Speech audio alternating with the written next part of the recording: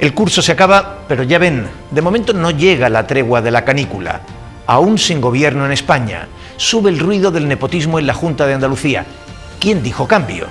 Y la bronca de los sueldos y los dedazos en los ayuntamientos, mientras algunos experimentan un poco de sudor frío hasta ver constituida la Diputación. En nuestra barra libre, por cierto, estará hoy el alcalde de Torremolinos tras su polémica elección. Y habrá un diálogo interesante sobre los rankings de la universidad. Por supuesto, las columnas de Arde Troya y el arponazo del Capitán Ahab y tertulia política. Así que, bienvenidos a estas luces de la ciudad en 7 Televisión. Comenzamos ya, y como cada semana lo hacemos con nuestro diccionario moral de la ciudad.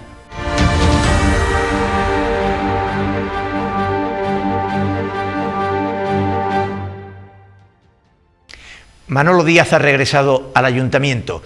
Nada raro de no ser el mismo Manolo Díaz que se tuvo que ir hace pocos años del ayuntamiento después de verse salpicado por el caso Piscinas, cuando usó durante más de un año el todoterreno del empresario al que había adjudicado la concesión de la piscina del Puerto de la Torre sin que estuviera a su nombre. Y además solicitó una licencia de obra para reformar su casa por un valor inferior al coste real de los trabajos y que parece que ejecutó una cuadrilla de polacos de la misma empresa. En fin, no está mal para un concejal de urbanismo. Así que la pregunta es, ¿era necesario este regreso? Resulta difícil de tragar. Al alcalde de Málaga siempre le ha gustado demostrar que actúa como un deus ex machina. Pomares era imprescindible, pero ahora está en la reserva activa. Porras siempre está, asombrosamente, pero a Marmolejo lo dejó caer y a este Manolo Díaz lo mantuvo durante meses, pero lo tumbó cuando ya había superado la crisis.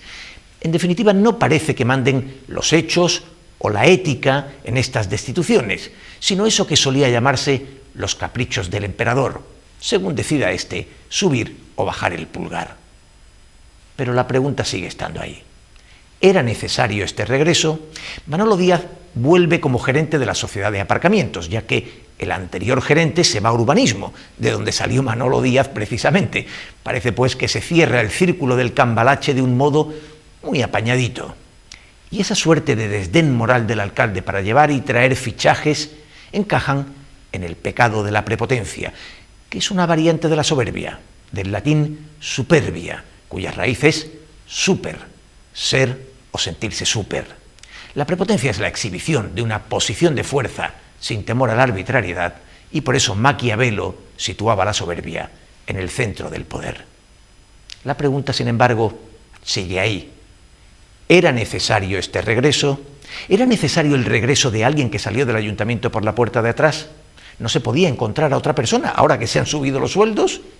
¿O sencillamente no se quería encontrar a otra persona sino demostrar quién quita y quién pone a su albur? Son preguntas sin respuesta lógica, más allá del pecado capital de la soberbia.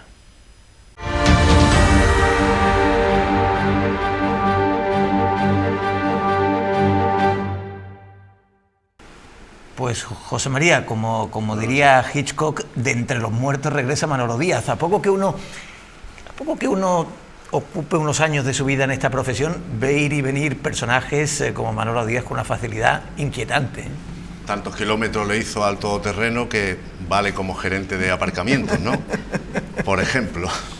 Sí, muchas idas y venidas raras. El alcalde considera sin duda a mucha gente este organigrama municipal como de los nuestros, un poco lo que tú decías antes, y a esa gente pues termina casi siempre salvándola. Sí, posiblemente no tengo ninguna información. Habrá que saber si ha sido una petición del propio Manolo Díaz. Sálvame, quítame de aquí, rescátame, bueno, era rescátame, gerente, porque ya llevaba escuchando tiempo que... Era gerente de producción en Famadesa, ¿no? Llevaba escuchando tiempo que quería escapar de allí, y en fin, el alcalde al que no va a rescatar nunca va a ser a Marmolejo, porque ahí se mezcla familia. Pero bueno, otra vez vuelve a la cantera de Teresa Porras, ¿no? Es decir, que al fin y al cabo es una de las mejores canteras municipales de Málaga, porque lo tenía de director de distrito, se marchó, entró el hermano, que por cierto no sé dónde andará el hermano, ahora vuelve otra vez de gente de aparcamiento. Es decir, la gran cantera de Teresa Porras. También tasa el tiempo que hay que purgar el querer ser delfín, ¿no? La pena de Manolo Díaz, que en un día lo llegamos a manejar como Delfín del alcalde han sido unos añitos. En honor a la verdad, lo mencionó el propio alcalde como Delfín. Y además trataba al alcalde de usted. Hombre, por favor, era de los pocos. Un respeto. Hoy estaba leyendo un artículo de mi amigo Javier Gómez, ahora en la Diputación, sobre Manolo Díaz Guirado, y una de las cosas que le ensalzaba era que era de los pocos concejales que trataba al alcalde de usted, y entonces, claro, le daba eso una notoriedad. Pero lo seguirá tratando de usted, ¿no? Pero Javier Gómez lo ensalzaba a Manolo Díaz, o ensalzaba que le llamara de usted, o qué, digamos, ¿qué ensalzaba? Digamos que, en fin, que no dejaba títere con cabeza con Manolo Díaz. Yo tengo muchas veces la sensación que cuando hablamos de estas cosas, muchos de los que nos están viendo no estamos hablando. Estamos hablando de un edil que fue concejal de urbanismo del Ayuntamiento de Málaga. Y durante el periodo donde fue concejal de urbanismo del Ayuntamiento de Málaga, pues se conoció que se tiró como un año aproximadamente disfrutando del coche, que era un buen coche, de un promotor que había hecho algunas de las piscinas que se estaban haciendo en esta ciudad, que había hecho una reforma en su vivienda, siendo delegado, como digo, de urbanismo, con una licencia por un importe bastante menor de la que estaba haciendo, y que algunos de los trabajadores que hicieron la albañilería y todas estas cosas en su vivienda eran trabajadores de la misma empresa de la que se disfrutó del Debo vehículo. Decirte que todo eso lo he contado yo sí, en la entrada. Pero está bien, creo que tenemos que recordarlo. ¿Que eran polacos también? Bueno, eso no tiene muchísima importancia. Durante ese periodo, pues se conocieron esos hechos, él no los negó, que es muy importante, no negó la mayoría de esos hechos. Quiero decirte, disculpó algunas de esas cosas, pero no se negó.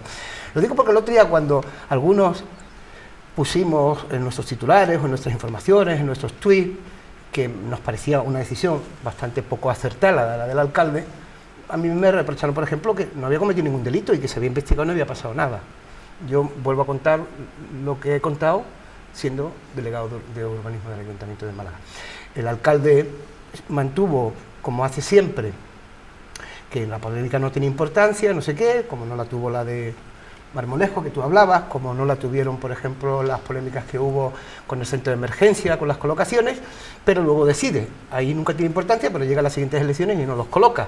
Y es cuando, en definitiva, está admitiendo que algo que hizo un edil, que era de urbanismo, una de las acciones más importantes y del que se hablaba incluso que podía ser un Delfín del alcalde, no va en la candidatura, tiene bastante lógica que pensemos todos que tuvo bastante que ver con lo que le había pasado. Pues una vez dicho esto, a ver quién puede entender que 4 años después vuelva los fiches como cargo de confianza por una empresa municipal. Hay que sumarle que era el encargado de la gestión de Tabacalera, con toda aquella reforma que se hizo del edificio en aquel momento, con todos los retrasos, los costes de obra para arriba, para abajo, que provocó el Museo de las Gemas, que al final acabara aproximadamente. Es decir, a mí me sorprende, yo no deja de producirme estupor. Pero el alcalde, cuando le piden un favor, lo hace, ¿eh? Primero la confusión entre la responsabilidad penal y la responsabilidad política. Como decía José Manuel Atencia ahora mismo, una cosa es que los tribunales puedan archivar un procedimiento por considerar que no se ajusta a un tipo delictivo, y otra muy distinta es que el comportamiento sea mínimamente decoroso o aceptable en la vida pública. Y la segunda es que alguien como Francisco de la Torre, en su estatus, en su situación,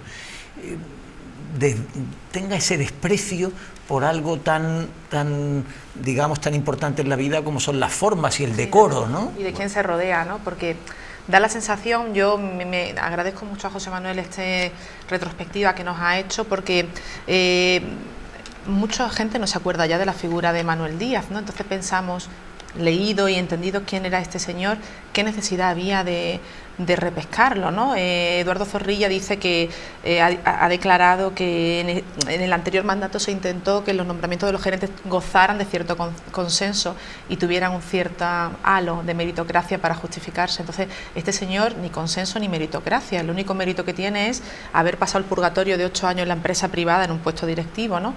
No se entiende, salvo porque el alcalde quiera rodearse de gente fiel, ahora que se intuye que dentro del partido él nunca ha tenido un equipo un respaldo grande, más que él, sin un equipo, sin un apoyo dentro de la estructura del partido, y ahora se siente totalmente libre para nombrar a quien quiera, sabiendo que la responsabilidad penal o la responsabilidad política son intrascendentes para él, porque hace y deshace a su antojo. No se justifica de otra manera el nombramiento de este señor. Cuidado.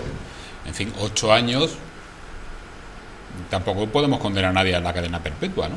Pero es que trabajar en la empresa privada tampoco es tan denigrante, ¿no? Digo que él mismo se marchó. No, si la cosa es regresar al ayuntamiento del que te tuviste que ir. Él se autoinhabilitó, ha penado 7 u 8 años y vuelve a los 8 años. Vuelve al regazo. Deciden rescatarlo, él tiene el alcalde que es para... Vamos, yo no estoy a favor, pero digo que en un momento determinado... ¿Qué hacemos? Jamás puedes pisar ya... Bueno, pues a lo mejor... Hubiera sido un profesional. Con cierto atrevimiento y posiblemente tendría que esperar un poquito más para decirlo. Tengo la sensación de que esta vez ese concejal de Maz que ha obtenido el alcalde de Málaga, Paco de la Torre, en las elecciones, le ha dado una especie de carta blanca de inicio para, no sé, quiero decir, y la facilidad con la que ha podido llegar a un acuerdo de gobierno con Ciudadanos, quitándose a su principal, a la persona que podía creer que le podía algunos de las poner impedimento en algunas de las cosas, que fueron los distritos se cambiaron de cargos de confianza por funcionarios, se rebajaron los sueldos de muchos, no sé qué. Hubo una cosa, en la anterior legislatura, el alcalde ha llegado esta vez y dice, oye, que yo esta vez he sacado uno más de lo que tenía, y no voy a decir que esta sí es la última. No voy a hacer de mí capa un sallo, pero está actuando sin ningún tipo pero de... Es que, ¿Tú crees que sí? Hombre, sí, totalmente. Hay síntomas, además, preocupantes. Claro. Hablabais antes del desprecio por las formas, o que le da un poco igual cómo caigan ciertas decisiones. No se sube el sueldo un 20% hace 4 años. A eso voy. Estoy convencido. Tenemos ese ejemplo. De una vez, no lo hace. Sí, sí. O sea, tenemos ese ejemplo.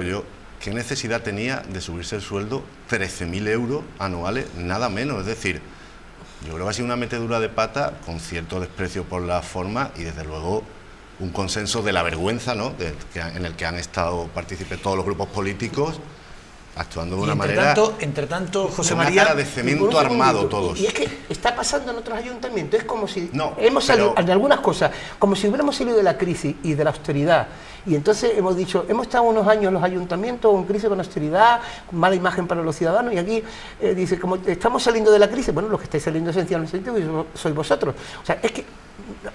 No tengo más razón ni más teoría para justificar un incremento de sueldo como en Sevilla de hasta un 43% si no se va así de esa manera. Caso, es que es imposible. ¿Cómo puede alguien plantear llegar a un pleno de un ayuntamiento y decir, nos vamos a subir el sueldo un 43%? Él se plantea que es su último mandato y está actuando con total impunidad, pensando que no hay una continuidad, que no tiene un legado que dejarle a su sucesor ni a su equipo. Y yo ahí justifico pero es suyo, no es del partido, es suyo. Bueno, yo creo que el alcalde va con toda la prisa del mundo, porque ahora ya sí que sabe que son 4 años, sabe que los últimos 4 años han sido, en fin, ¿malos? Yo digo que nefastos, él nunca lo va a admitir, y que va a la desesperada, que no tiene tiempo. De hecho, se está rodeando quiere de todos los puestos de técnicos, quiere todo es decir, le ha quitado hasta los técnicos, hasta los grupos municipales. Venga, os doy más dinero y contratáis, me los llevo yo. Los cargos, es decir, todo, porque él además no cree en los políticos, y como no ha creído nunca en los políticos, esta vez ni siquiera se ha peleado por meter gente en la lista de concejales. Es decir, les da igual los concejales que estén. Ha premiado a la número 2, porque el gran mérito de la número 2, a la que no conozco y seguramente tiene muchísimos méritos, pero el premio que él le da a la número 2 es por haber renunciado justamente al sueldo, porque cobra 20 o 25.000 euros menos ahora como número 2 del Ayuntamiento de Málaga que en su actividad privada, y por eso le ha puesto allí el número 2, la ha hecho portavoz para que se visualice esa renuncia, pero el alcalde no tiene tiempo, sabe que tiene 4 años y quiere hacer tantas cosas que necesita de todo. Y como siempre vamos a tener un ayuntamiento en manos de la decisión personal. Pero perdona, la número 2 además es, por encima de todo, alguien que no tiene nada que ver con el Partido Popular. Y ese es el mensaje. Es decir, aquí me apoyo en una figura que viene del mundo privado y que no tiene nada que ver con el Partido Popular. Es casi siempre el mensaje. Y me voy a rodear de una serie de técnicos de su cogollito, de su máxima confianza, donde está Manolo Díaz. Ha habido un gran asombro por ese fichaje, incluso en su entorno laboral, por su por cierta Susana falta Carillo, de pericia manifiesta. Susana Carillo, que al final se me olvida el nombre, parece que estamos hablando de los nuevos dos con una forma despectiva, si no me acuerdo del nombre, Susana Carillo. La señora Carillo. Pero en todo caso, entre tanto en urbanismo, siguen algunas noticias, por ejemplo, el peritaje que se ha hecho confirmando que las obras irregulares de Villas del Arenal, que es el escándalo que mantiene, por ejemplo, a Pomares en la reserva, que no tiene asignada tarea de momento, Francisco Pomares, concejal de urbanismo en el anterior mandato, a donde llega ahora Raúl López. Será supergerente de alguna empresa una vez que se sustancie esto, y mientras se sustancia van saliendo nuevos escándalos, ¿no? 39 expedientes de 100 que se aminoraron en su magnitud para que así las sanciones fueran menores. Estamos en lo de antes, a lo mejor no son responsabilidades penales, pero son responsabilidades no ya políticas, también técnicas, o sea, de una ligera desidia o incompetencia que transmite también a ese órgano como es la Agencia de Urbanismo. Que valoren unos daños o unas irregularidades en X y llega al día siguiente los mismos funcionarios del mismo departamento. El equipo B, otro funcionario. Bueno, los mismos funcionarios me refiero a que todos son de urbanismo, ¿no? No creo que el equipo B, bueno, pero todos son de urbanismo, del Ayuntamiento de Málaga, no eran del Ayuntamiento de Urbanismo del Ayuntamiento de Sevilla, ¿no? Y inmediatamente con X horas de diferencia hacen, pues no, una minoración de no sé cuántos %, ¿no? Decir, bueno, también habrá que pedirle una responsabilidad a los funcionarios, ¿o qué pasa? Sí, que sí, solamente... Pues nada, el abogado, el señor Aguilera, dice que ahí no hay absolutamente nada. Culpa a la primera, que dice que quien alzó los culpables son los primeros. En la guerra de... Bueno, que quien elevó... ¿Qué va a decir el abogado? Los daños, claro. Pues... Es el abogado acusador, digo yo. No, el abogado. Claro, sí, bueno, me refiero que el defensor tendrá que decir eso, pero que habrá otra, por otra parte, ¿no?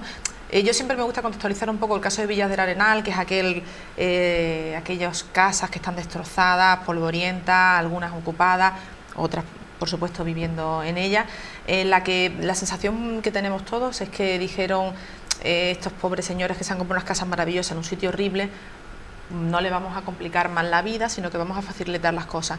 Pero aunque no haya aún ninguna responsabilidad penal, es tan evidente todo lo que se va conociendo que causa cada día más estupor, ¿no? Lo último, lo del equipo A y el equipo B, a mí me hace muchísima gracia, me recuerda a mi infancia con el equipo A, ¿no? El equipo A era el de los funcionarios que estaban allí y pusieron las multas que consideraron pertinentes o instruyeron las actuaciones pertinentes. Y luego llegó el equipo B, que se apiadó de estos señores y le bajó todas las multas que le habían puesto. Pero eran funcionarios igual. Por supuesto que sí, pero tenemos que entender solidariamente cómo repercute esto en el resto de la ciudad y cómo, aun entendiendo que esas casas perdieron valor, están en una zona que no era lo que le prometieron, ha supuesto que les rebajen unas multas que al resto de la ciudadanía no les rebajan. Es completamente injusto para el resto de la ciudadanía. Puedo incluso aceptar, fíjate lo que estoy diciendo, que ante una situación un poco excepcional, en un montón de viviendas, de buscar una solución alternativa a un conflicto que se ha generado por una serie de cosas. Puedo hasta entenderlo, y puedo entender incluso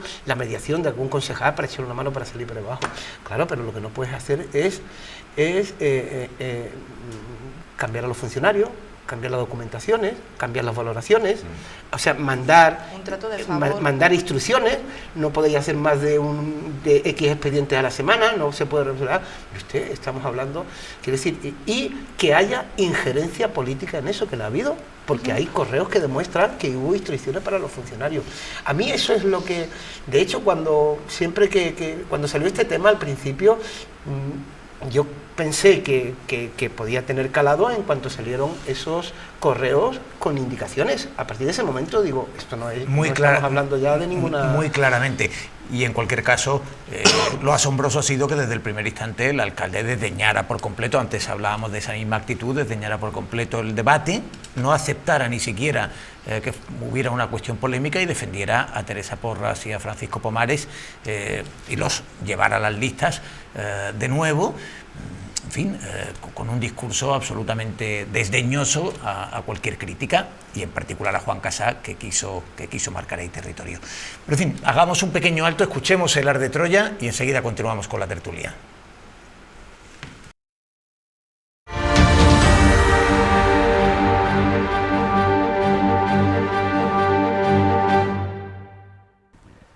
Volvemos a las andadas con Maribí Romero. Muchos malagueños y malagueñas conocen bien y para mal a esta supuesta aparachic del Partido Popular. En realidad, Mariví no es aparato. Para serlo hay que ser cuando menos fiel a una dirección. Y si esta mujer nos ha enseñado algo en la vida, es que no ha tenido ni rumbo ni dirección, y mucho menos fidelidad. Ella es y está en la política simple y llanamente por ser amiga de.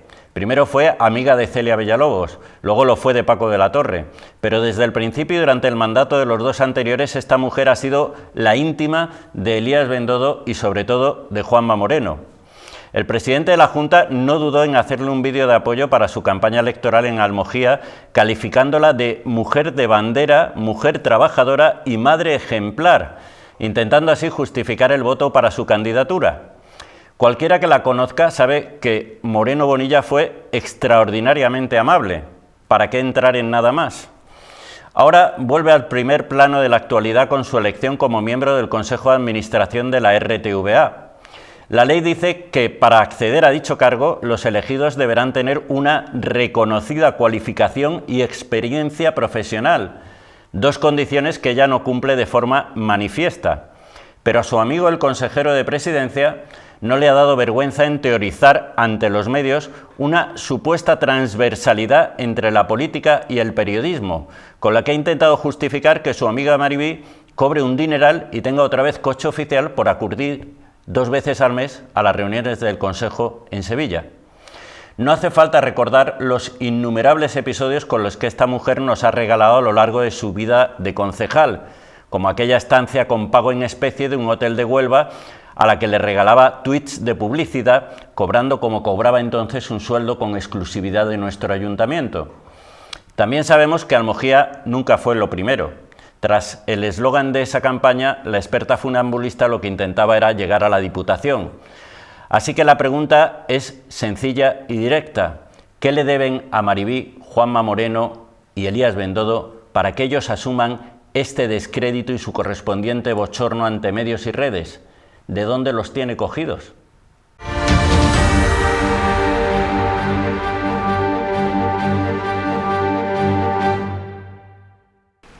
Bueno, pues esto de Mariví Romero viene, digamos, a llover sobre mojado, ¿no? Es decir, que ya no se trata de la suerte que tenga particularmente Mariví Romero, sino de que se convierte en un ejemplo significativo del deterioro que hay en la respetabilidad de la vida pública por las acciones que ellos mismos, a veces incomprensiblemente, adoptan, ¿no? Como hacer a Mariví Romero representante profesional en el Consejo de Administración de Canal Sur. Es un desastre, yo soy un ingenuo y de verdad me llegué a creer que iban a cambiar y que íbamos a encontrarlo después de estar bloqueado. Lo había puesto nuestro amigo Rafa Porra de presidente. Bueno, y es buen presidente y han puesto a Juan. ¿Cómo que buen presidente? Todavía no ha tomado posesión. No, quiero decirte que son gente. Espérate. No, pero te estoy diciendo. Ahora ya está sujeto a la crítica. Que nos estará viendo. Aquí, cuidadito. No, pues vamos, a ver si vamos a tener aquí por ser uno de los nuestros, ¿no? También. No. Sí, uno de los nuestros. Nada. Sí, uno de los nuestros, periodista. No he dicho más nada, no uno de los nuestros amigos. Pues anda que no hay malos periodistas. Vale, pero son uno de los nuestros. Y va al Consejo de Administración de una cosa que tiene que ver con el periodismo, con la tele, con la televisión. Y otro va al Consejo de la Radio, al Director General de la Radio Televisión Andaluza, que es una televisión, un sitio donde se dan noticias, donde se hablan cosas. Otro periodista. Yo llegué a pensar que esta vez los partidos políticos no iban a tener cara para volver a colocar a gente que se ha quedado sin puestos en las listas electorales en ambos sitios. Lleva bloqueado 6 años en algunos casos, 7 años en otros, estos consejos de administración. Y después de la que ha caído en ese país, lo que hemos censurado, lo que has escuchado las veces que dicen que escuchan la calle, las ganas de cambiarlo todo, la regeneración, que no hablamos de otra cosa. O sea, que el PSOE lleve otra vez a 3 tíos que se han quedado sin su hueco en las listas, que el PP lleva a Mariví, otra persona que no tiene relación alguna con eso. A mí de verdad. Adelante Andalucía metió al secretario de Organización de Izquierda Unida. Lo ha quitado. Sí, desde luego una torpeza. Sí, lo ha quitado porque necesitaban por paridad. Por paridad. No, por paridad. Claro, sí, pero al menos dice, bueno, con la que ha caído vamos a poner una periodista. A mí de verdad me parece. Bueno, y ya si esto me parece ya un auténtico fraude. Nosotros en Andalucía somos un poco más que nadie, ¿no? Entonces nosotros en Andalucía, para que además de esta gente de indudable interés y prestigio profesional, nosotros elevamos un paso más y decimos, pero ahora tenemos que ir al Parlamento y que sea en el Parlamento donde ellos expliquen y le damos la idoneidad, ¿no? Entonces allí fueron todos al Parlamento, todos los nombrados. Ni un diputado le hizo ni una pregunta a ninguno de ellos que habían nombrado. No, eso y todos fueron aprobados por unanimidad. Fue un pacto. Sí. Fue un pacto, Sí. además lo reconocieron. Y lo reconocen. Sin sonrojos, reconocieron que habían pactado que nadie le hiciera una pregunta a ninguno de los O candidatos. sea, quiere decir, creamos un órgano y decimos, en Andalucía es la primera administración autonómica de España donde además tienen que pasar por el Parlamento para demostrar la idoneidad de cada uno de ellos. O sea, y nos meten el titular. La realidad de eso, un absoluto paripé. Pactamos entre todos nosotros. Pero no puedo entender eso, José Manuel, es que hagan el pacto del PP, Ciudadanos y Vox, lo entiendo, pero ¿cómo se han prestado el PSOE y Podemos, Adelante Andalucía, a firmar un documento de unanimidad con estos partidos? Pero ahora tienen la oportunidad desde la oposición de hacerse los dignos y decir, no vamos a firmar nunca esto, si esto se va a renovar, que se renueve bien, que se renueve con calidad, porque de todas formas le van a corresponder tres al PSOE. Entonces, ¿qué necesario tenía a tu amigo que lo tiene que colocar? ¿Por qué han tenido que firmar? ¿Por qué tienen que retratar la firma de los partidos que ahora se tienen que hacer los dignos y decir que van a luchar por una RTV de calidad? ¿Cómo han accedido por 3 cargos? Bueno, si esta tertulia ¿Por qué va tenía tanta a Canal necesidad Sur, ya de firmar y de colocar tan rápido a la gente? Y para mí la pena es que eso, porque hay que colocar muy rápido a la gente, porque no tenían dónde irse. Laura, vale, pues eso ya es lo que estamos haciendo. Pero queremos ser mejores que nadie, más transparentes, y creamos el siguiente paso, que es ir al Parlamento para que todos podamos escuchar cada uno y votemos si es idóneo o no. Y antes de eso nos ponemos de acuerdo que aquí son idóneos todos, que tú no le preguntas al mío y yo no le pregunto al tuyo y todos para adelante. ¿Y cuál es el problema después, Teo? Que salen diciendo aprobados todos por unanimidad. Y digo yo, pero porque tienen un poco la poca vergüenza de además chulearnos. Pero el mismo día que Josep Borrell estaba diciendo que tenía un cierto respeto, un cierto temor a los hearings del Parlamento Europeo. Son muy famosos los hearings del Congreso en los Estados Unidos, porque para pasar el examen te tienes que someter evidentemente al escrutinio de los parlamentarios y a preguntas, José María, muy duras, como tiene que ser, como tiene que ser un examen, una audiencia, ¿no? Es decir, pero esos pactos, además, ese cambalache llega a tal calibre que además se está rompiendo. Quiero decir, en ese cambalache entró que Adelante Andalucía propusiera el nombre del defensor del pueblo. Se están atascando en eso porque ahora quieren que sea una mujer, lo cual estaría bien, pero también dicen los otros partidos, que Maeztu, el titular actual, lo está haciendo bien. Ahí se ha roto algo. De hecho, ayer Adelante Andalucía se abstuvo en algunos casos en lugar de votar que sí, como estaba previsto, ¿no? O sea, que ni siquiera lo atan bien al final. Dice, cada uno de los candidatos tienen que pasar un examen en el Parlamento. Bueno, un examen sin preguntas, tío. Es genial. Yo creo que cualquiera que no esté escuchando, su hijo, el que se vaya a ir, o sea, que tuviera que pasar un examen, es el examen ideal, ¿verdad? Ir allí y tú expones lo tuyo y nadie te pregunta nada y dices, qué lástima que me voy a perder las reuniones en ese consejo de radio televisión que no sepan para lo que sirve, no tengo ni idea. Ahí nuestro amigo Rafa Porras con todos esos políticos, ¿de qué hablamos? Me encantaría poder transmitir Canal Sur. Seguramente en el esos consejos, ¿no? Méndez, lo que nos lleva a estar tan enfadados es un poco la envidia, ¿no? Pues sí, la verdad que sí. La verdad es que sí. Pues no. No, es un medio.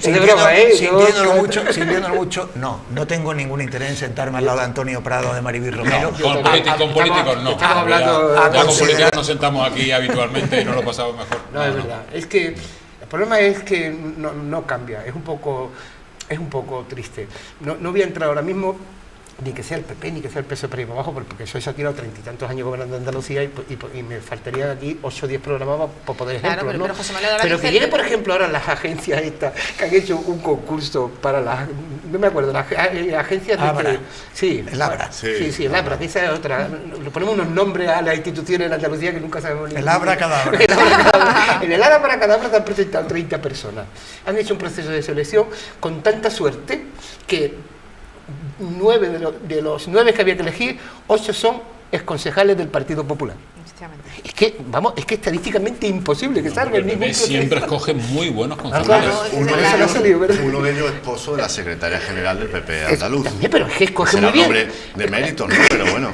es una información. Entonces tú también dices tú, después de todo lo que llevamos, después de tantas veces que hemos escuchado al PP en el Parlamento con razón, calificar de chiringuito esas instituciones que se ponen, de presentar, yo recuerdo Esperanza Oña, Zoido, llevar iniciativas en el Parlamento con nombres y apellidos de familiares de dirigentes del PSOE colocados en órganos y cosas de esas, que después de todo esto y de denunciar años y años, claro, llegas a un proceso de selección donde hay que elegir a 9 personas, se presentan 30 y 8 sean excargos del PP. Es que eso, vamos, esto es infumable. Ya no tiran de la alfombra. Al principio había que tirar la alfombra, ahora ya están escondiendo la alfombra otra vez. Sí, claro. sí.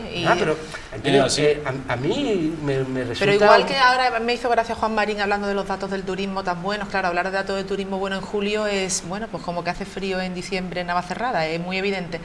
Y decía que habían mejorado por la estabilidad que había supuesto el nuevo gobierno, porque eso, los datos buenos del empleo y del turismo tienen muchas madres y muchos padres. Entonces, igual que ellos sacan pecho ahora de eso, igual que lo hacen.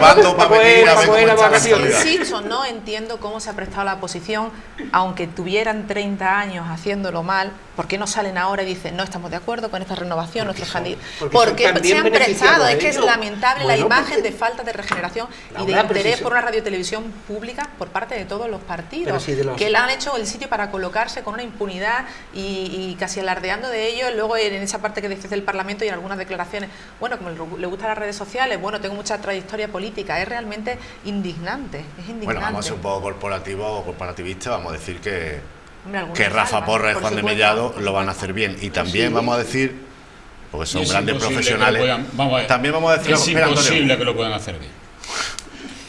Porque si tienen la desfachatez de colocar a los políticos en un cargo de esto, no creas que van a intentar controlarla igual que los otros todo lo que se haga en la televisión. No, pero digo, una vez que no hay profesionalidad. Una vez que ya están provistos los cargos políticos, las canonjías, las mamandurrias, una vez que esos pradas de la vida ya tienen su sueldo, lo esperable es que a los profesionales le dejen hacer una buena... pero en ese mismo consejo, ¿tú qué te puedes poner a discutir con todos los respetos con la señora Maribí Romero? Nada, ¿de dónde vaya a comer o con después? el señor, por muy político que sea, sobre la calidad de la programación. En cualquier caso, pero a eso voy, que eso después es mejor que lo decidan los profesionales dentro de la casa. El Consejo de Administración supongo que tendrá una ligera labor supervisora. Que está mirando lo que se hace en la televisión, ¿con qué ojos van a mirar lo que se hace? Bueno, pues llega una campaña electoral y minutan el tiempo que hay que dedicar a los partidos de la cosa infame. Eso sí que es periodismo. Bueno, esto es... Hagamos un pequeño... La multitarea, que es muy llamativo. O sea, la capacidad del político para levantarse una mañana siendo candidato de una ciudad que no conoce y acostarte por la noche siendo representante de un órgano de un órgano de control de otra cosa que tampoco conoce. Como recordaba Curro Troya, el cartel de Maribí Romero en la campaña era Almojía lo primero, bueno, Almojía lo último o como mínimo lo segundo. Hacemos un pequeño alto para publicidad, pero regresamos enseguida.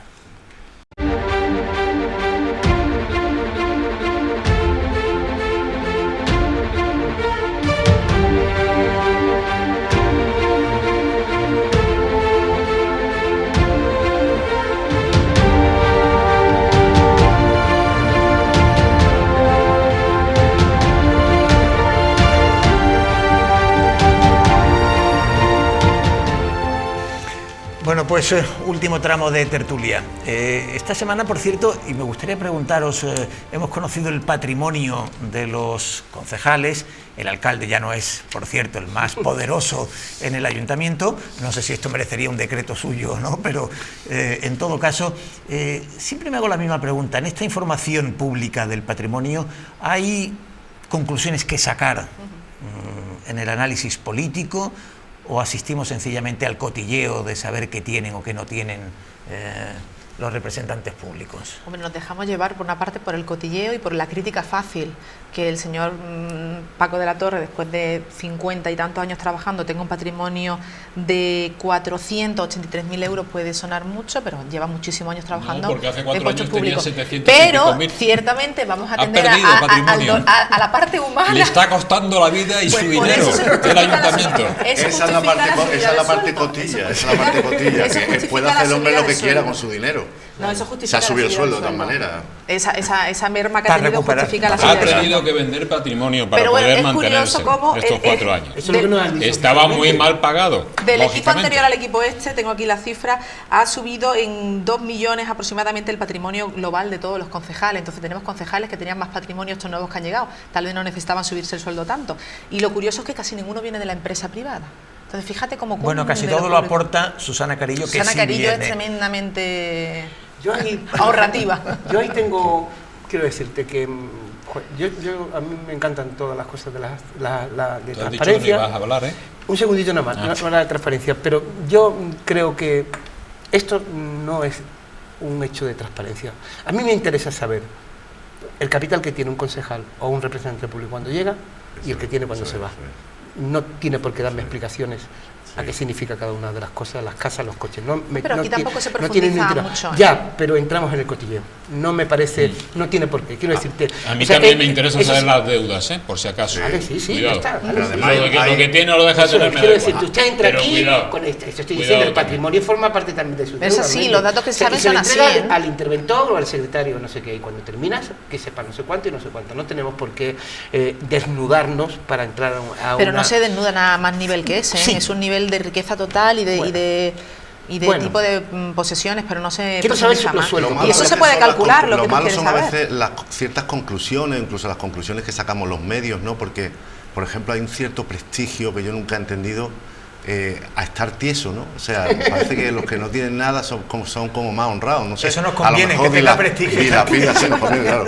No somos políticos, pero hay gente que se administra mal y que dilapida y luego encima quiere administrar dinero público y no es capaz de con unos sueldazos tener un pequeño ahorro, A lo ¿no? Y hay un mejor no, prestigio hay uno de que está que, tieso. pobrecillo, no tiene nada, igual ha vivido toda la vida de los padres.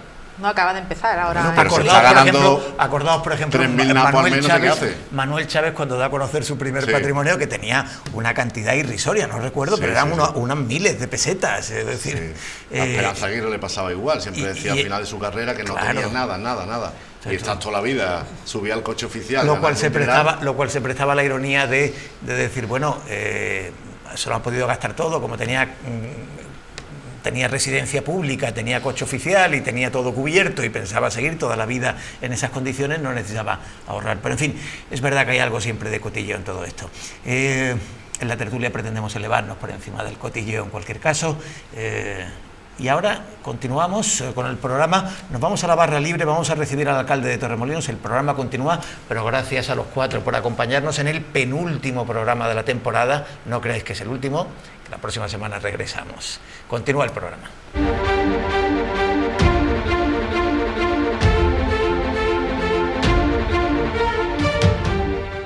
Es un problema porque la pobreza se cronifica, ¿no? Desde 2008 no había una actualización de los salarios de los concejales del Ayuntamiento de Málaga.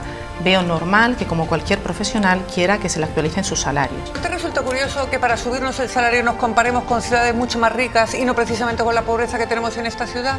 Se iban a formalizar en la provincia pues del orden de 23, 30 y tantos mil contratos y al final lo más demandado era camareros, cocineros, repartidores. Hay un problema cuando las élites políticas, empresariales, que normalmente están entrelazadas, no se enteran de lo que está pasando. Decíamos con un titular claro que se había enquistado la pobreza, porque había descendido el número de personas que veníamos atendiendo, pero se había cronificado. Cuando tú le preguntas a cualquier político cuál es el reto de la ciudad, no te habla de los pobres.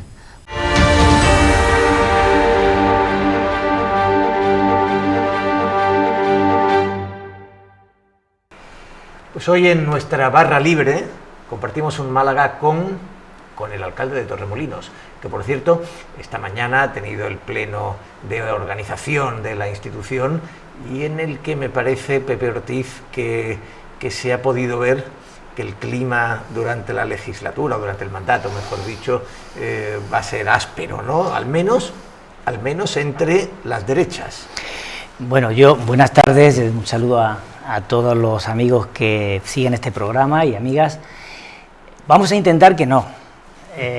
La anterior legislatura también fue complicada y dentro de la labor que tengo de moderar el Pleno y de ser lo más ecuánime, hoy lo he establecido también así y he advertido de algunos posicionamientos y algunas situaciones un poco bruscas que se han producido en el Pleno, alguna descalificación, que evitemos ese camino, sobre todo cuando alguien está en el uso de la palabra, el resto tiene que respetar, porque ya no es solo para que funcione bien el Pleno, sino nos están viendo las personas en el Pleno y también el Pleno se graba y por la noche se emite para que lo puedan ver el resto de ciudadanos y ciudadanas de Torremolinos, incluso llega más lejos del propio municipio. Lo que tenemos que intentar es dar un ejemplo y expresar nuestra opinión y respetar la otra. Pero se ha visto que, digamos, el Partido Popular ha quedado muy herido, tanto con, evidentemente, porque fue un cisma traumático, ¿no?, con el entorno de Fernández Montes, del partido Por Mi Pueblo, y también con Lucía Quinn, que es la concejala de Vox, ex-Vox, que es la que desequilibra definitivamente, además, la elección de alcalde. Yo creo que la derecha en Torremolinos tiene que hacer una reflexión en profundidad. Esto no viene de hace un mes, ni viene de hace dos, viene de principio de la legislatura pasada. Al principio de la legislatura pasada el Partido Popular tuvo un resultado muy negativo, perdieron un número de concejales importante y de votantes y debieron reflexionar esos votos a dónde fueron principalmente a Ciudadanos y en otro caso fueron a la abstención. El Partido Popular está gobernando durante 20 años continuados con un poder absoluto porque tenían la mayoría. La cuestión ya no es Pedro Fernández Montes, ya es el equipo que ha estado gobernando. Y bueno, en todos los gobiernos, lógicamente, y además en periodos tan largos, hay luces y sombras. Nosotros la responsabilidad que teníamos es que desde el Partido Socialista pensábamos que había terminado una etapa, que tenía Torremolinos necesidad de reinventarse, de regenerarse, de abrirse muchísimo más de lo que estaba y de generar oportunidades y ilusión. Y eso fue lo que se trasladó. A partir de ahí, todavía desde ese trauma inicial, sigue avanzando en el trauma y profundizando una división aguda en la derecha. Hay una pregunta, sin embargo, que muchos se hacen o nos hacemos, y es que ¿cómo es posible que, considerando esas relaciones traumáticas, esos cismas, esa tensión que hay en las derechas, a pesar de todo, fueran la mayoría, es decir, de no haber relaciones tan traumáticas, hubieran gobernado? Sí, la proporción está ahí en número de concejales y en proporción de votos. Nosotros somos muy conscientes en la forma precisamente en la que la corporación está constituida y nosotros pensamos que, al margen de la ideología, la política municipal es la más cercana al ciudadano. El ciudadano valora por encima de los partidos políticos representativos en una corporación es la figura del concejal, de la concejala, del alcalde, si es capaz directamente de resolver sus problemas, si es una persona cercana, si es capaz de estar atento precisamente a las necesidades del día a día. Eso es lo que se vota. Torremolinos todavía tiene un porcentaje muy amplio de votantes de derecha. Nosotros queremos demostrar en esta legislatura que desde una posición como es el Partido Socialista, que hoy representa la moderación y la centralidad de este espacio político que es el plenario de Torremolinos, podemos unir lo que nos interesa, que son las demandas de los ciudadanos, y dejar apartado precisamente lo que menos les interesa es pues la separación partidista por motivos específicos o particulares.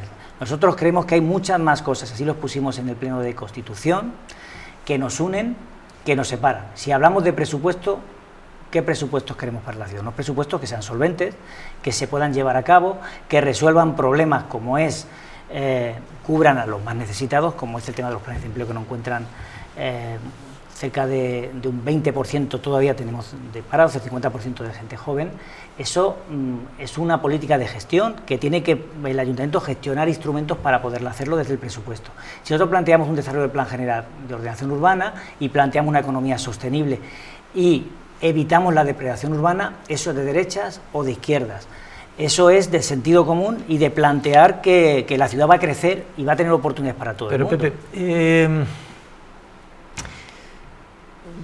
Pepe, te lo pregunto, si me permites, de otro modo. Es decir, si después de una legislatura o de un mandato en el que tú, lo acabas de recordar, ¿no?, presumes, y yo creo que en términos generales ha sido bastante elogiada la gestión, al menos desde diferentes instancias, de un periodo de mayor libertad, de mayor modernidad, especialmente en Torremolinos, ¿cómo es posible que el Partido Socialista solo ganara un concejal en las elecciones? Bueno, es una buena pregunta, muy adecuada, porque realmente ganamos más. Nosotros hemos ido creciendo en esta legislatura y en la anterior, en función precisamente de ir aproximándonos más a capas de la población que eran votantes de derecha, también a la abstención y también a votantes que no se identificaban con el voto socialista. Si nosotros vemos la representación que hemos tenido en el Pleno, a pesar de tener 7 concejales, un gobierno de 7 sobre 25 muy complicado, con una situación económica de quiebra técnica. ¿Qué hemos hecho? Pues si vemos el balance de los 4 años, lo que hemos buscado es el diálogo y la sinergia para conseguir llevar a cabo la aprobación de actuaciones como el PGO, como los presupuestos, lo conseguimos en 2017, afortunadamente lo conseguimos. Posteriormente no hemos tenido esa posibilidad, pero sí hemos acordado más allá del 70% de las acciones que el Partido Socialista ha llevado al Pleno, y lo ha acordado con el PP, lo ha acordado con Ciudadanos, lo ha acordado con Izquierda Unida y con Podemos bajo la marca Costa del Sol si puede. Lo hemos hecho porque había necesidad de hacerlo para resolver los problemas, si no, no era posible. Eso nos ha hecho que en estas elecciones hayamos superado ya el 32% de los votos y estemos en 7.600. El objetivo, teníamos detrás encuestas y conocimiento de dónde podíamos llegar, también sabíamos los límites del Partido Socialista en Torremolinos y en la costa. En la Costa del Sol existe una población que vota de forma muy fiel a la derecha, Partido Popular y ahora Ciudadanos, y bueno, y Vox. Estamos viendo el crecimiento que ha tenido, por ejemplo, Vox, ¿no? Eso somos conscientes, que tenemos que acercarnos más a una población que no nos vota para demostrar que la política de gestión municipal, el conseguir oportunidades de desarrollo y poder hacer un buen reparto y no gastar más de lo que no se tiene, por eso hemos generado una deuda, porque hemos gastado más de lo que se tiene, puede aproximarnos a votantes que van a valorar precisamente la cercanía, pero no solo la cercanía, sino la eficiencia, la eficacia de los recursos públicos y su sostenibilidad, y eso se llama gestión. Y esa gestión es la gestión del sentido común, y la gestión abierta que permite a partidos que no están gobernando participar en la gestión dentro del gobierno, como es un gobierno ahora mismo de coalición, y abierto porque va a permitir a otros partidos de derechas también influir con una política de oposición constructiva. Es una forma de acercarnos. Nos quedan retos y objetivos para poder definitivamente aspirar a ganar unas elecciones y tener una mayoría sostenible. Pero bueno, todo esto es en fin, es un argumentario evidentemente atractivo, ¿no? La realidad es que hasta qué punto, digamos, es frustrante ver que después del mandato que has tenido, para poder ser reelegido, y me gustaría preguntarte además, ¿en qué momento, hasta qué momento temiste no serlo y en qué momento te diste cuenta que sí lo serías, para ser reelegido haya tenido que ser necesario el voto del partido de Fernández Montes y el voto de una concejal que concurrió a las elecciones por Vox? Cualquiera de los partidos políticos que ocurren una elección y los candidatos a alcaldía y candidatas aspiramos a ganar las elecciones y peleamos precisamente para convencer al máximo público posible de votantes de lo que has hecho y de lo que puedes seguir. Sabíamos de dónde venimos. El Partido Socialista apenas hace 8 años no superábamos ni los 5.000 votos en municipales. El Partido Popular superaba los 17 concejales y nosotros 6. El crecimiento de 4.000 a 7.000 votos, 7.500 con un 32%, no coincide precisamente con esa superación en cuanto a votos por las reglas y por la fórmula en el que se reparten los votos, ¿no? Pero sí, claro que para ser sincero, que uno, si aspira a ganar las elecciones y no lo consigue y no tiene una mayoría suficiente, pues le produce tristeza y frustración. Eso no ganar, pero y además para la necesidad de gobernar con votos en los que concurre, me parece, supongo que estarás de acuerdo, unos factores personales muy... En la política, como en todo, los factores personales son fundamentales y nosotros intentamos olvidarnos del odio y crear acuerdo a partir de la simpatía y de la proximidad. La verdad no está en ningún sitio y está en todas partes. Yo no soy poseedor de la verdad, tengo que asumir que la otra parte tiene parte de verdad, incluso algunas veces la mayor parte de la verdad, y en esa composición día a día de la construcción que es un ayuntamiento, con los propios técnicos, con los habilitados nacionales, con las otras fuerzas políticas y con la sociedad representada por diferentes colectivos, hay que ser asertivo y conseguir precisamente esos acuerdos que hacen que la rueda del ayuntamiento, de una empresa, de una familia funcione. Es empatía pura. Ya sabes que la oposición dice que eres afectivo con los sueldos del voto de Por mi Pueblo y de Vox, o de la ex-Vox de Lucía Quinn. Es una acusación que habrás oído en los últimos días. Yo creo que ellos tienen que asimilar la situación, creo que tienen que pasar un periodo de reflexión. Yo creo que a partir del verano, en torno a septiembre, hablaremos de los grandes temas de la ciudad. Hay personas muy válidas y muy responsables y con mucha capacidad en el Partido Popular, y estoy seguro, y va a ser uno de mis objetivos, que podremos llegar a grandes acuerdos para esta ciudad. Entiendo que tienen que pasar un periodo de reflexión.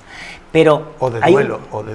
Bueno, o de duelo, pero que en cualquier caso el duelo queremos que sea lo mínimo posible para poder trabajar.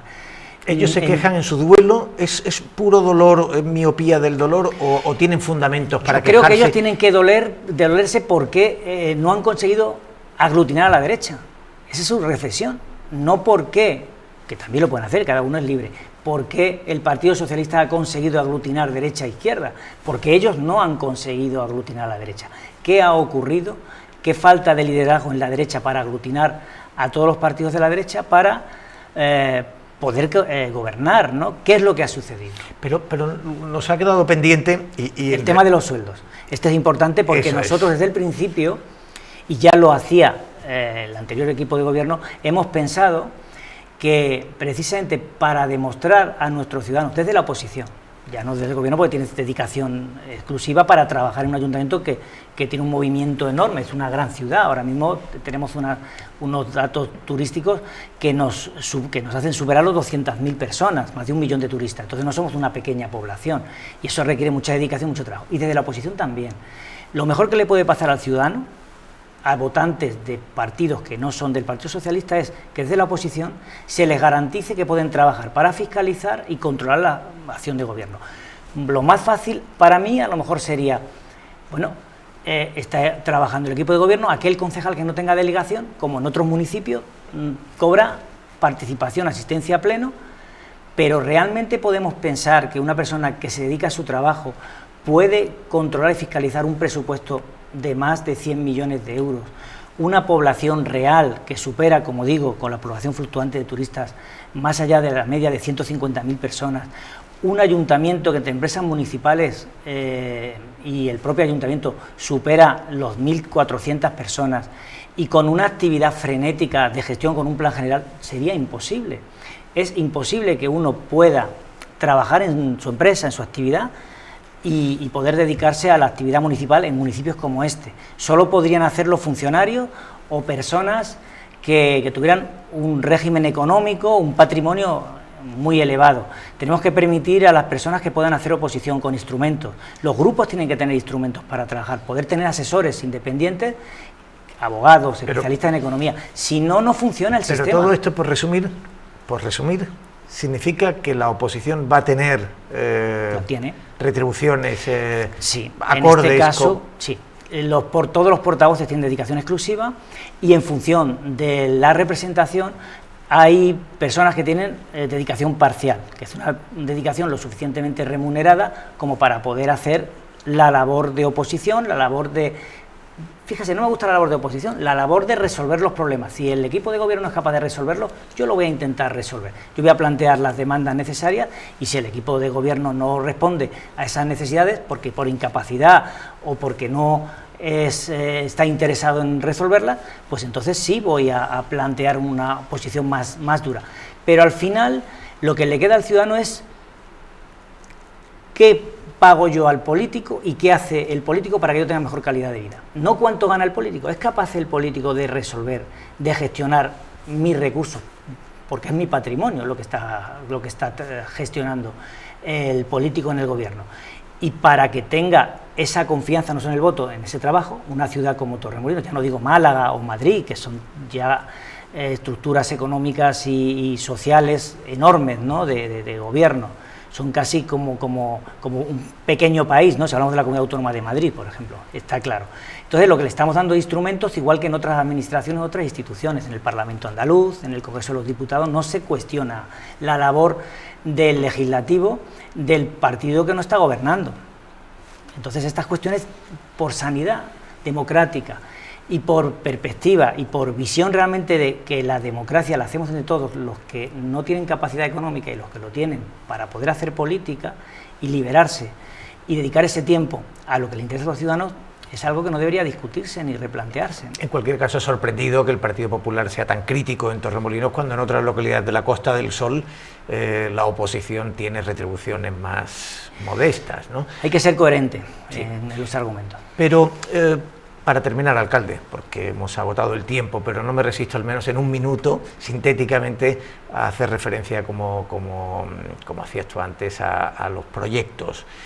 Seguramente la gran imagen icónica del Torremolinos de tu primer mandato es la pérgola de la Plaza de la Costa del Sol, esa obra con Salvador Moreno Peralta, el arquitecto Salvador Moreno Peralta, estupenda. ¿Cómo te planteas este nuevo mandato? Es decir, ¿cuál es tu gran agenda? No la pequeña, no sé si el monumento al turista sobrevivirá o no sobrevivirá. Pues muy claro. El primer objetivo, tenemos el Plan General de Ordenación Urbana, ha costado 4 años, se han hecho un extraordinario trabajo desde el equipo y de la Delegación de Urbanismo, ya tenemos el Plan General y esa primera piedra al centro de los centros, que significa la regeneración urbana, se complementa y va a avanzar en los próximos años con ese Plan de Desarrollo Urbano, que amplía las zonas peatonales, semipeatonales, pero que además incorpora el norte con una gran inversión de centro comercial, generador de oportunidades, de empleo, de actividad, conectará el Palacio de Congresos. ¿Qué pasa con el Palacio de Congresos, el gran mítico Palacio de Congresos? Pues claro que nos preocupa, no es una propiedad del Ayuntamiento, es propiedad de Tour España y tenemos una próxima cita la semana que viene con la Secretaría de Estado precisamente para ver cómo podemos modernizar y hacer la inversión que no tiene el Ayuntamiento, de una propiedad que no es suya, para poder conseguir que ese centro comercial tenga el mayor centro de ocio y de convenciones que puede tener Torremolinos y la Costa del Sol. Porque estás aludiendo al centro INTU. Claro, está todo integrado. Empezaremos con un plan de carreteras hacia el norte que va a permitir una accesibilidad que hoy Torremolinos no lo tiene hacia el norte, una gran inversión de un centro comercial y de ocio alrededor del Palacio de Congreso y tenemos la pieza del Palacio de Congreso. Pero es que tenemos el centro urbano conectado, que va a interactuar. No hay que coger un coche para ir desde el centro urbano, centro histórico, de ese centro de los centros que es la plaza, hacia el centro comercial. Tenemos toda la periferia del centro urbano que estamos integrando y recuperando, Cuesta del Tajo, los molinos, la historia de los molinos y del Camino del Agua, que forma parte de nuestro patrimonio y de la historia de la ciudad, la Torre Pimentel, la Casa Barrabino, el futuro mercado.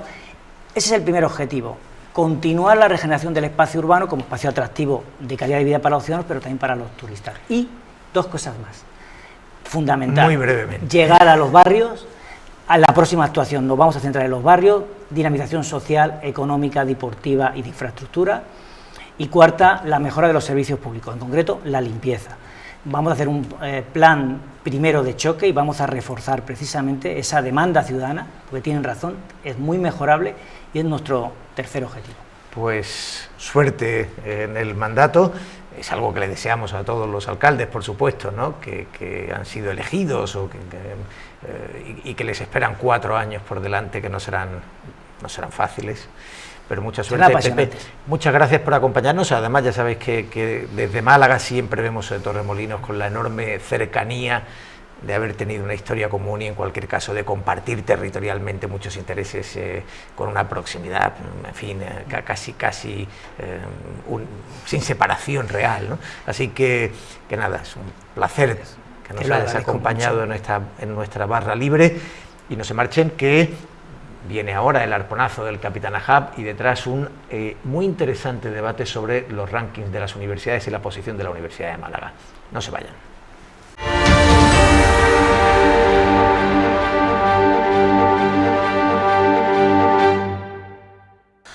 Estos últimos días ha cundido el desánimo con los nombramientos del Consejo de la RTVA y del Consejo Audiovisual de Andalucía. Los partidos han vuelto a usar las instituciones como refugio para políticos sin asiento, defraudando una vez más las esperanzas de un cambio real en Andalucía. Y por si el elenco de candidatos no fuera suficientemente bochornoso, ayer remataron el espectáculo con el pasteleo chusco de las entrevistas sin pregunta a los aspirantes, que acabó pareciendo un besamano. Pero entre tanto trilero, quizás nos haya pasado un poco desapercibido el perfil del presidente del Consejo, Rafael Porras, que no es político. Y no solo no es político, sino que además es periodista. Y por si eso fuera poco, también es un gran conocedor de los problemas de Canal Sur, de los que ha escrito en no pocas ocasiones. De hecho, es suyo uno de los artículos más lúcidos que se pueden leer sobre la tele pública andaluza, titulado muy acertadamente «Todo cambia menos Canal Sur». Y no solo el título era acertado, a continuación escribía: ¿qué pasaría en Andalucía si no existiese Canal Sur? La respuesta parece clara: nada, no sucedería absolutamente nada. Lo calificaba de gran aparato de propaganda y de buque insignia ideológico que mantiene una estructura insoportable de más de 1.600 trabajadores. Ya no basta con recortar, nos decía. Hay decisiones que son de pura administración y gestión, como reducir el número y las retribuciones de directivos cuyos sueldos están fuera de lugar en una empresa pública deficitaria. Incluso dedicaba un párrafo al propio Consejo de Canal Sur. Hay que cambiar los órganos de administración de Canal Sur.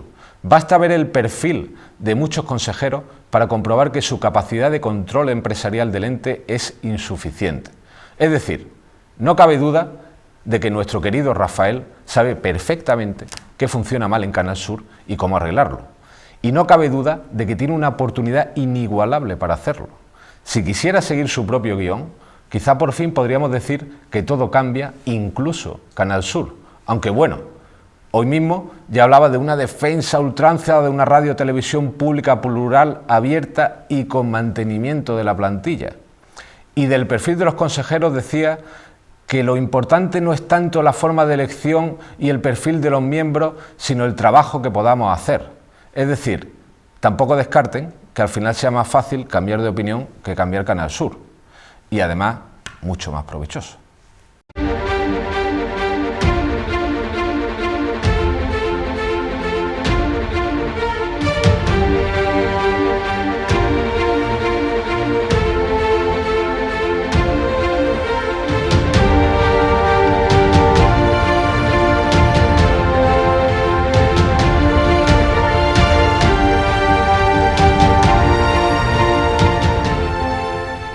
Hace pocos días se publicaba el último ranking, hay muchos, el más conocido es el de Shanghai, pero se publicaba un último ranking que excluía a la Universidad de Málaga de las 1000 primeras del mundo. Este tipo de ranking siempre se recibe con un cierto malestar, a veces parece que absurdamente con cierto orgullo herido, pero en cualquier caso yo creo que también con la conciencia de que la universidad es verdaderamente importante para la sociedad y que lo es también para el futuro de un territorio, de una ciudad, de una comunidad. Estos rankings en la comunidad universitaria particularmente suscitan reacciones encontradas. Algunos creen que los rankings no miden la realidad, que miden solo una parte de la realidad y no necesariamente la más importante. Otros creen que hay que tomarse en serio los rankings y que una universidad tiene que ser competitiva en ellos. Algunos catedráticos de la Universidad de Málaga han publicado recientemente un informe o han dado a conocer un informe en el que plantean algunas medidas. Bueno, este es el planteamiento de nuestro cara a cara de esta semana, que trata, digamos, de poner cierta luz, seguramente no de resolver la cuestión, pero de poner cierta luz en un asunto que nos importa a todos. Y para ello nos acompaña Alfonso Cortez, que es el vicerrector adjunto de Relaciones Institucionales. Muchísimas gracias por invitarme al programa. Gracias a ti, Alfonso, es un placer tenerte aquí. También Antonio Dieguez, que es catedrático de Filosofía de la Ciencia. Muchísimas gracias, Teodoro. Gracias, Antonio. Bueno, esta es la cuestión, ¿no? Es decir, se publican los rankings, hay malestar y también hay escepticismo. ¿Qué deberíamos pensar realmente de estos rankings? Bueno, que haya rankings es una cuestión positiva porque el control, el medirnos, el saber dónde estamos posicionados es un acto, por un lado, de transparencia, de conocimiento, es una herramienta que tienen las personas para conocer en qué lugar está su universidad, pero también por la complejidad de la cantidad de rankings que hay, cómo se miden, hay que saber leer los rankings y dónde estamos jugando, ¿no? Porque, claro, el problema muchas veces es cuando comparamos determinados tipos de ranking que, digamos, que miden sobre la base de cómo miden a las principales universidades con presupuestos que cuadriplican o que multiplican por 10, incluso por 20, el presupuesto que nosotros tenemos por estudiantes. Lógicamente, frente a esas universidades vamos a quedar mal. Sí que es verdad que, por ejemplo, en el más famoso, ¿no? En el ranking este de Shanghái, hace 4 años estábamos por debajo del puesto 700 y después de 4 años también de esfuerzo, de intentar poner en orden los sistemas de transmitir la información, lo que hacemos la universidad a estos rankings, pues en determinados aspectos pues ya hemos subido, por ejemplo, en telecomunicación en el puesto entre el 201 y el 300, en un plazo de 4 años, ¿no? Y en otras áreas también, como ciencias ambientales, química, ingeniería informática, ciencias de la educación. Claro, la cuestión es saber leer los rankings y comparar las universidades con universidades también del entorno y similar, ¿no? Por la complejidad, ahora podremos entrar en más detalle, pero la cantidad de ranking que hay, qué es lo que miden los que son de multirango, los que son tablas de liga, etcétera. Entonces, claro, cualquier información puede venir o ser no del todo bien interpretada. ¿Quién pone en duda que Málaga es una ciudad pujante, que está creciendo, que está floreciendo, que tiene grandes oportunidades? Ahora bien, comparamos Málaga con ciudades, digamos, de su liga, pues bien, ahora decimos, Málaga es que tiene un presupuesto y lo comparamos con Nueva York, con un Londres o con otro tipo de ciudades que están jugando en otra liga. Lógicamente, ahí saldríamos también muy mal parados. Sí, yo estoy de acuerdo con lo que dice Alfonso. Yo creo que los rankings hay que tenerlos en cuenta, son indicativos de cierta situación, sobre todo a lo largo de un plazo de tiempo razonable, pero no hay que obsesionarse con ellos, ¿no? Aquí en España, sobre todo hace unos años, hubo una obsesión tremenda porque no había ninguna universidad pública entre las 200 primeras del mundo en el ranking de Shanghái. Obsesionarse con eso es absurdo. España tiene casi todas sus universidades entre las 1000 mejores. En el ranking de Shanghái hay 12.000 universidades. Tener casi todas las universidades en el 10% mejor del mundo no está nada mal. Y la situación global, efectivamente hay que saber leer los rankings, la situación global es comparable a la de Francia. Y en Francia hay polémicas también con el ranking de Shanghái porque creen que priman demasiado a los países anglosajones, pero no hay el autoflagelamiento que hay aquí en España, sobre todo en cierta prensa, con eso.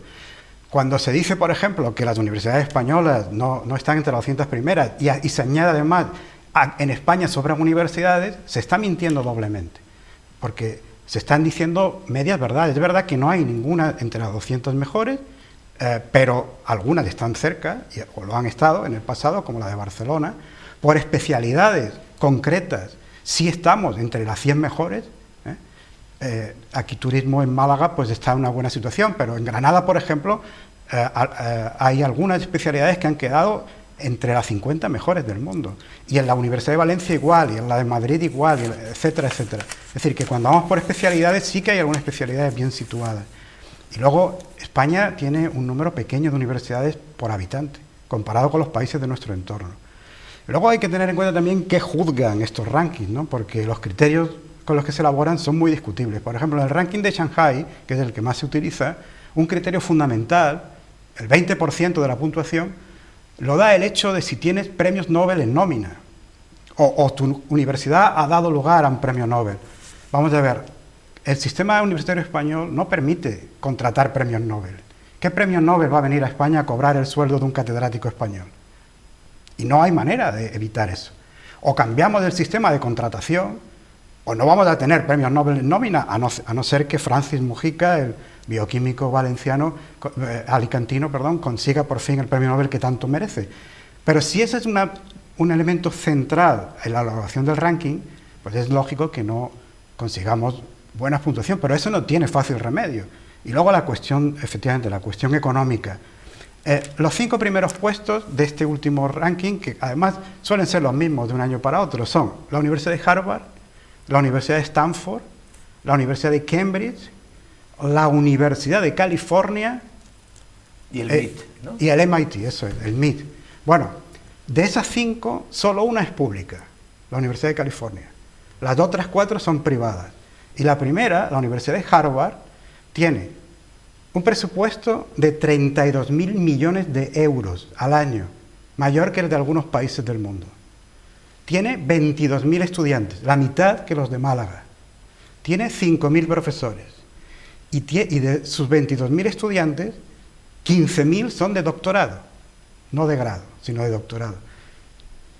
Pretender tener algo así en España es completamente absurdo. Claro, porque es otro modelo, es otro modelo de universidad que tenemos. Es otro modelo. Que se llama universidad, es otra cosa. Bueno, digamos, planteada la crítica a los rankings, el entendimiento crítico del ranking, hagamos la parte autocrítica, es decir, que además se ha planteado, Antonio es uno de los firmantes de ese informe al que antes aludíamos, de unos catedráticos, un grupo de catedráticos que han planteado soluciones, medidas que se deberían adoptar.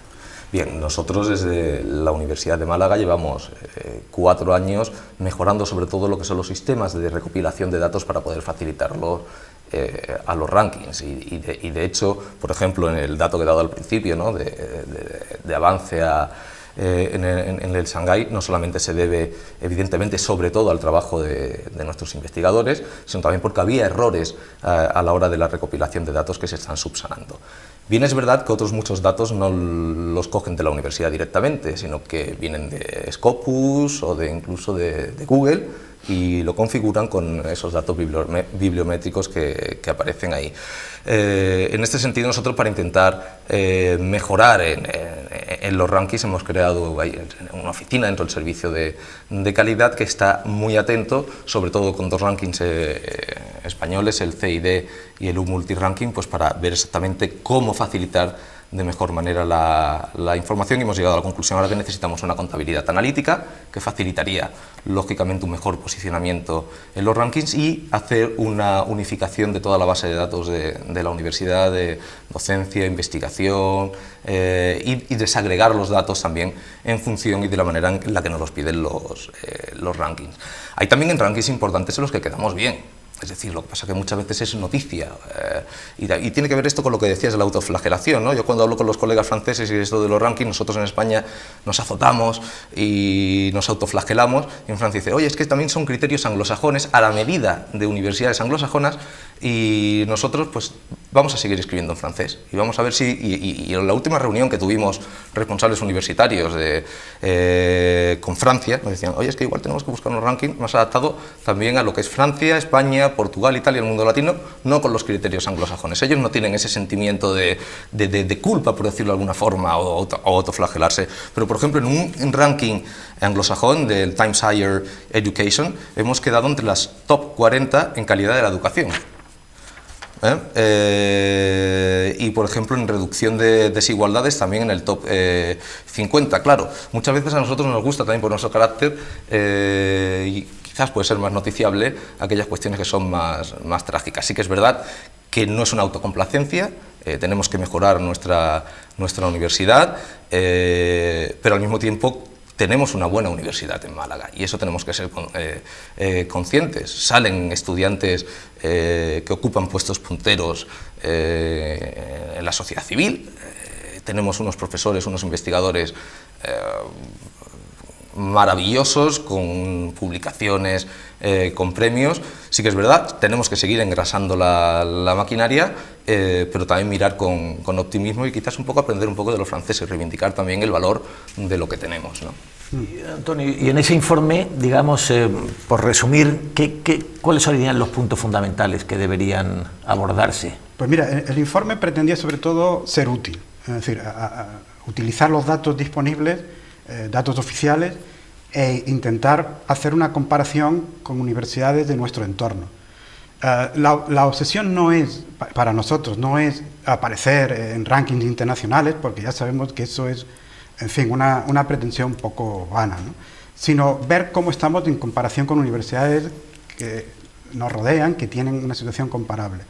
Y en ese sentido, los dos elementos que aparecen como más deficitarios en la Universidad de Málaga, que por cierto es una universidad de muy buena calidad, esto quiero que quede claro. Yo a mis dos hijas les dije desde el primer momento que estudiaran en la Universidad de Málaga. La mayor no me ha hecho caso porque lo que quería era una especialidad que no estaba aquí, pero la menor sí, probablemente lo hará. Es decir, que yo recomiendo nuestra universidad porque me parece que es una universidad de calidad. Pero ¿en qué podíamos mejorar, por ejemplo? Pues las dos deficiencias fundamentales que detectamos eran, en primer lugar, la ratio profesor-alumno. La plantilla de la Universidad de Málaga todavía no es la adecuada. Esto a mucha gente le parece que es una tesis extraña. ¿Cómo pueden pedir más profesorado, más funcionarios, más sueldos, hay que subir los impuestos? Mire, si usted cree que hay que tener una universidad en Málaga, tiene que hacer el sacrificio presupuestario correspondiente. Lo que no se puede es, como hicimos en España con el Plan Bolonia, todo a coste cero. Es decir, que aumente la calidad a coste cero, que mejore el sistema de enseñanza y nos adaptemos al modelo anglosajón, pero a coste cero. A coste cero salen muy pocas cosas de adelante. Entonces, una de las cosas que tiene que hacer la Universidad de Málaga es invertir más en profesorado. Y luego también detectamos que en publicaciones hay un campo para mejorar. No porque no se esté haciendo investigación de buena calidad. Aquí en la Universidad de Málaga hay investigadores de primera línea mundial, ¿eh? Lo que ocurre es que todavía quizás no hemos asumido, tanto como en otras universidades cercanas, que publicar en revistas de impacto internacional es fundamental para la carrera del profesor universitario. Que la investigación es una parte central de nuestra profesión, que ser un buen profesor no basta, que hay que ser un buen investigador y que hay que preocuparse porque el resultado de esa investigación se difunda adecuadamente. Habría que ver de qué modo mejoramos eso. Yo no tengo una solución y no tiene solución fácil, pero quizás un modo de empezar a cambiar esto es concienciar a nuestros compañeros de que se preocupen por dónde publican y también que hagan un esfuerzo por publicar en inglés. Esto es triste decirlo, pero es así. Nosotros en España y en otros países que no son de habla inglesa, nos vemos obligados a jugar en una liga que no es la nuestra, que es la liga anglosajona. Yo soy partidario, como tú decías de los franceses, de hacer cultura en español. Soy partidario de eso. De hacer filosofía, por ejemplo, que es mi campo, en español. Pero, además de eso, tenemos que jugar en la Liga Internacional, y la Liga Internacional es en inglés. Totalmente de acuerdo. De hecho, en la Universidad de Málaga acabamos de poner en marcha un servicio también de traducción a disposición de la comunidad universitaria para que, lógicamente, pues nuestra lengua materna, o no se le puede exigir a un investigador sobresaliente, que es en español, que es su lengua, pero tener la posibilidad de una buena obra o una buena investigación, tener un servicio de traducciones para poder colocar precisamente esa investigación en las revistas más importantes, que son anglosajonas, ¿no? En inglés. Digamos, son las dos cosas. Reivindicamos lógicamente nuestra cultura y nuestra lengua, pero somos pragmáticos y conscientes de que jugamos en un mundo global donde de alguna forma el inglés es la lengua de la ciencia, ¿no? Esa ha sido una buena medida, por ejemplo, en este camino, ¿no? Ayudar con un servicio de traducción que, por lo que me cuentan, está muy demandado ya, sí, a pesar del poco tiempo que lleva, para que los investigadores puedan escribir en inglés. Escribir en inglés no es fácil con el nivel que se exige en las revistas extranjeras, claro. Es decir, por mucho que uno se maneje bien en inglés, aún así habrá defectos que tendrá que corregir un nativo, y entonces es importante tener esa ayuda. Pues oye, yo os agradezco mucho a los dos, de verdad, que nos hayáis acompañado, porque tengo la impresión de que más allá de algunos lugares comunes y de algunos marcos mentales muy asentados, después de esta conversación, de este diálogo de Alfonso Cortés y de Antonio Dieguez, seguramente todos entendemos algo mejor el problema y podemos contextualizarlo.